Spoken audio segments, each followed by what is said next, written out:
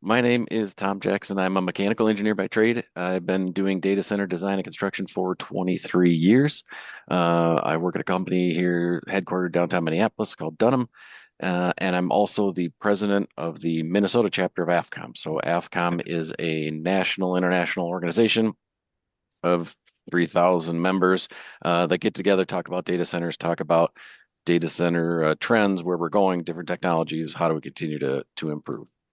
Um, my biggest takeaway here is data centers aren't scary. It's just a room full of computers. They've been around since the 50s.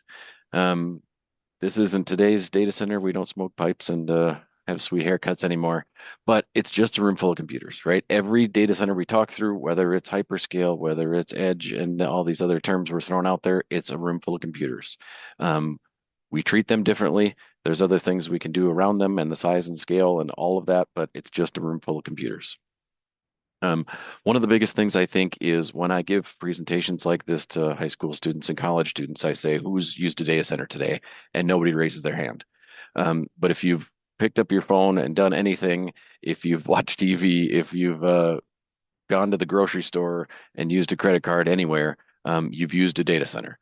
If you're at the gas pump and you put your credit card up to the machine in order to get it to work, that data is going to the gas station's data center, then to the credit card's data center, approving that transaction back and back. And within seconds, you've now gone through several data centers and back to be able to pump gas. Um, Data centers house a lot of very intricate equipment, data. We're talking about retail records. We're talking about healthcare records. We're talking about 911 centers. All of the internet, every cell phone call goes through a data center these days. So these things are things we use every day as we continue to improve technology, grow technology. These data centers are getting bigger and bigger and more need for them. It's not just Bitcoin mining. It's not just people stealing data. This is very, very good things that are happening with all of this technology. For instance, if I broke my leg in Florida on vacation, I would want the doctor to be able to get to my health records and make sure they're accurate and make sure they're up to date so that I don't get the wrong information or the wrong medicines or anything like that. So there's a ton of things out there. We don't cash our bank statements from our employer anymore. It all goes through the data centers and all the ones and zeros. So we want it to be accurate, which is a good thing. Some of the terminology that you've heard already, thank you, Catherine, uh, we'll quickly walk through these. So as she stated, enterprise, think of that Fortune 500 company that owns their own data center. It's their facility. They have all of their parts and pieces. Co-location is more of an apartment thought of I'll build the building for you and I'll put all the power and the cooling in there, and then I'll just rent you space to be able to put your data center equipment in there. So you'll house some of your data in here and I'll rent you some space. Edge data center is there again, a room full of computers. Edge is usually smaller facilities, but they can be fairly large facilities. But the biggest thing is that it's close to the end user. So think about at the base of a cell phone tower, you see a little box down there, that's a data center. If you're in a manufacturing plant and there's one server in the corner processing all of that machine to make everything work within that manufacturing plant, that's an edge data center. So they can be very small. They can be 5, 6 megawatts.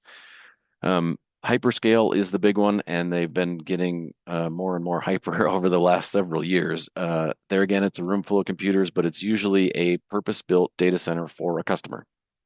Um, but instead of the 1 or 2 megawatts that we used to do, these things are 100 megawatts at a time, and many campuses have 7 or 8 buildings in that same location. So quickly, as you can see on the graph on the right, even for the last 5 years, the amount of construction of data centers has absolutely skyrocketed.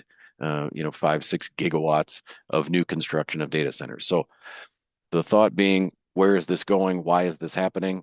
Um, Obviously, the big one is AI. People are trying to figure out what AI is, whether it's my daughter trying to figure out what type of cat we just bought from the barn, to a chest X-ray and making sure it goes through and gets compared to a million different chest X-rays to see exactly what I have and what's wrong with me. Um, Medical research is something that's absolutely booming right now. There's many, many studies out there that says where are we going with AI and why do we need it? And when you think about the different treatments and the different diseases we're trying to cure, AI has the ability to be doing a lot more calculations than any of us could ever do on pen and paper. So I'm not saying we need a AI data center everywhere. I'm just saying because of these things that people are inventing and learning new ways to do AI learning and inference modeling, um, we need more data centers, right? So in order to compute all of this stuff, it has to live in a data center. Now, because of that, and because of some of the new chips that the NVIDIAs of the world have created, we're able to do a heck of a lot more processing in a smaller box. So NVIDIA, for instance, is saying they're going to have a 600 kilowatt rack. Google here has come out with a 1 megawatt rack. So think of a 2 foot by 4 foot box standing there that takes the same amount of power as about 800 homes. So we're doing so much compute and we can do it in a tighter box. And so what's that led to is the need for things like liquid cooling, um, the things like tightening up and getting higher voltage to equipment. So in this case, there's a couple of different things that we can talk through in the liquid cooling. Where you're actually submerging the computer itself into mineral oil or some sort of a liquid, or we're capturing that heat right from the processing unit and pulling it back with water because water has such a higher thermal conductivity than air does. So I can actually capture a heck of a lot more heat and get it away instead of wasting energy with large fans and trying to blow all that air around. So while yes, this is a much more complex box, we can increase the efficiency like crazy, similar to what we've been doing over the years. So running through a couple of recent concerns, yes, these things are huge with power, and we know that. And like we've said, they're going to keep growing. We're going to keep having more of them. Since the early 2000s, we've been getting better and better with efficiency. Companies have come out, societies have come out and put some boundaries around things, saying how do we compare each other? So a great one that's still used today is power utilization effectiveness, saying the total amount of power going in divided by the power that's just used for the computers.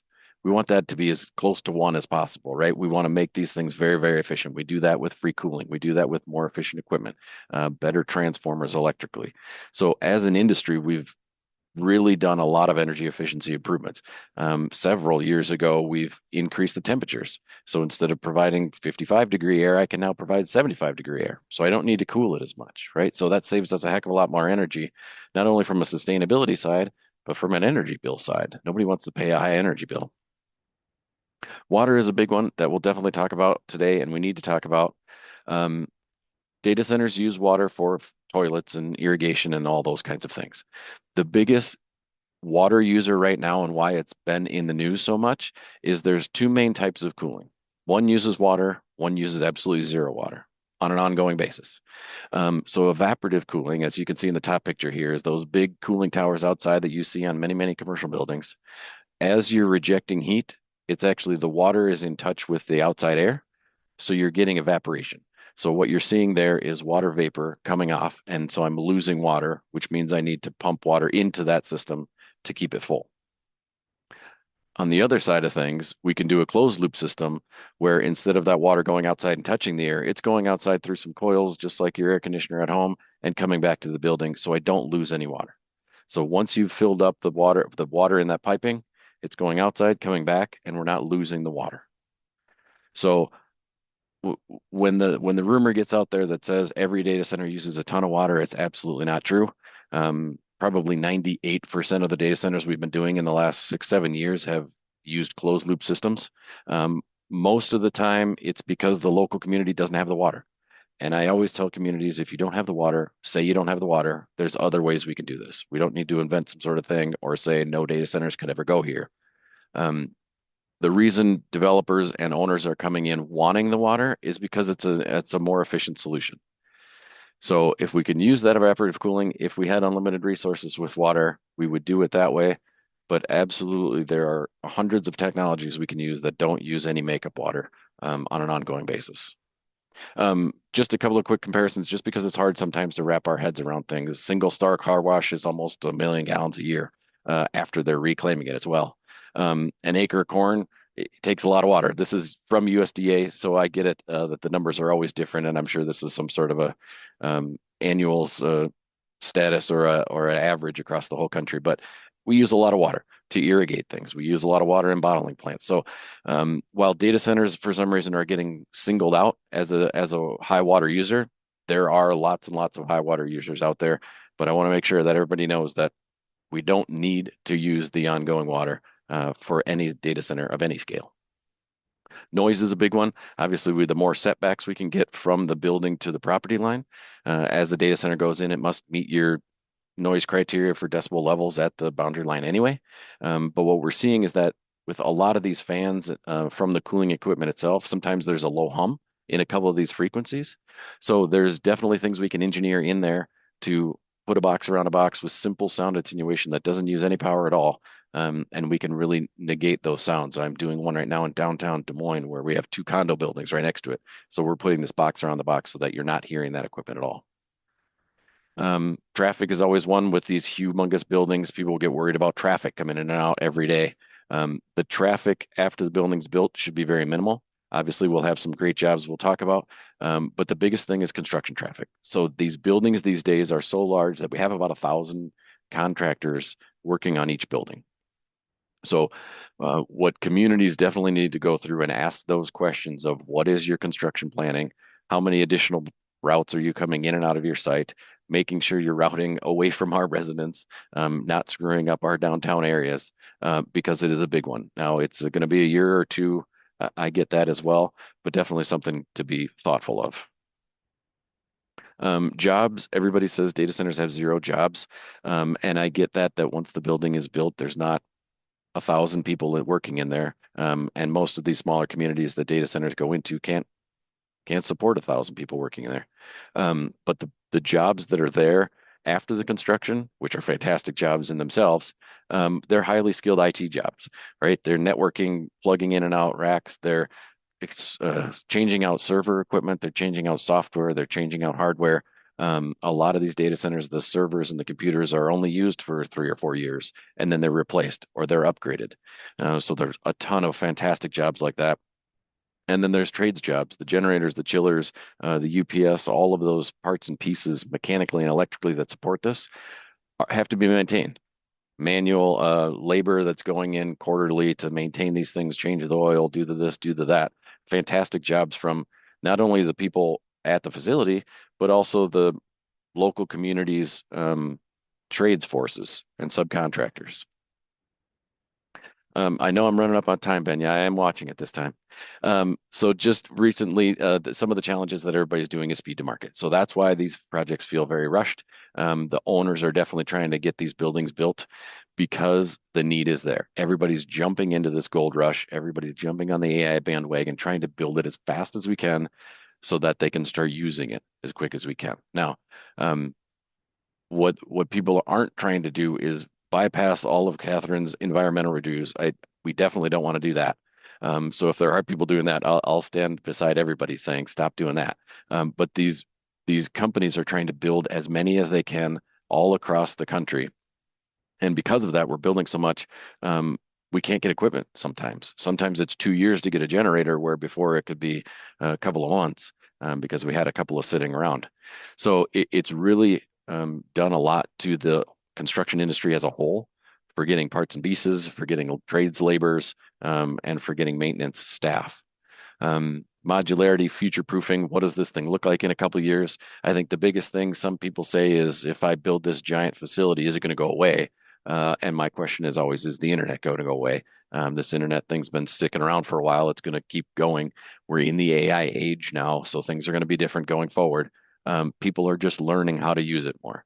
So we've had some things over my short career in the data center industry where a new technology came out, so we're going to use a heck of a lot less server equipment. That's great.